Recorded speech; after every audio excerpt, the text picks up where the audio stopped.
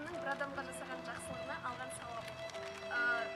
Алғыс алу сауап дейді, бірақ біз қазірден жастар осындай пайдалы сауапты істермен айналысатын болсақ, ертең өте мейірімді қоғамның белсенді адамдарына айналамыз.